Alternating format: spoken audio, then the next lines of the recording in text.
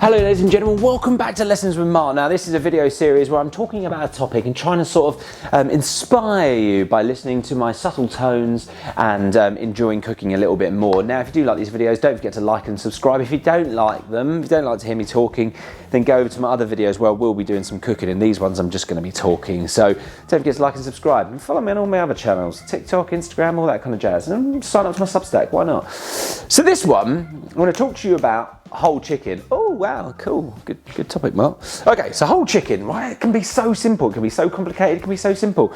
I think with cooking, there are people that buy whole ingredients and it becomes very unobtainable to do those kind of things. Are we gonna ever do that? I very much doubt it. Are we gonna take a half a cow and break it down? In the reality of the world, if I could do that, I'd do it, but I'm not gonna do it. Chicken is one of those ones that is the ultimate thing that any person can go and purchase and break down and use all of the components. You hear me? You hear me. So the chicken, yeah? So when you break down a chicken, you're obviously gonna get these two breasts here, two breasts there, one there. You're gonna get the legs, and then you're gonna get the wings as well, okay?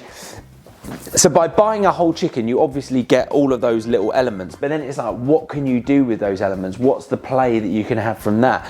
And I think it's one of the only animals that you can really, go to town on at home and use absolutely everything.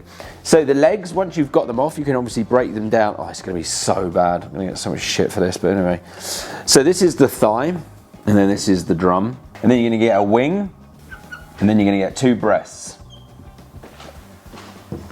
And then you're going to get the carcass. Now this is the joy of using chicken because it's so easy. So once you've got the thigh and the drum, these can obviously be marinated and stored and done with whatever with. You can take the bone out, press them down and have a Nando's style thing. You can put them into a pilaf, which is one of my favourite things. You just have a bit of rice, put your chicken in, done a video on it, so go and have a look. Your drumsticks are one of those amazing things which everyone loves on a barbecue, so marinate them up, stick them in the freezer. Why not? I mean, if you're going to go buy, let's just talk about Aldi for a minute. If you're going to go buy a chicken from Aldi, it'll probably cost you about £5.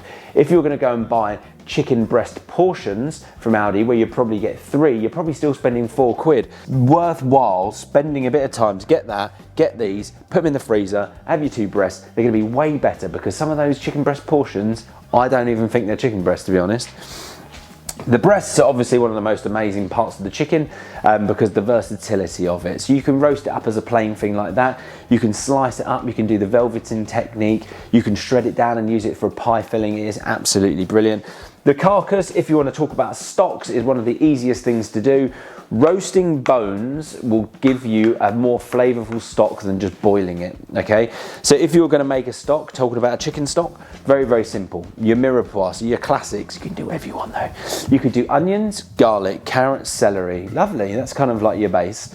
And then you can add other things if you've got them. If you want to chuck some leeks in there, if you want to chuck a bit of fennel in there, why not?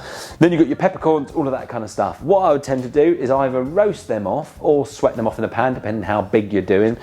Add your chicken carcass. So once you've roasted it until it starts to go nice and caramelized and you get loads of wonderful flavor. Pop that in, cover it with water, bring it to a boil and then let it simmer. And then all you do is let it simmer for 2 to 3 hours, skimming off the top like that. If you've got herbs like thyme and rosemary and bay, chuck it in. If you haven't, doesn't bloody matter.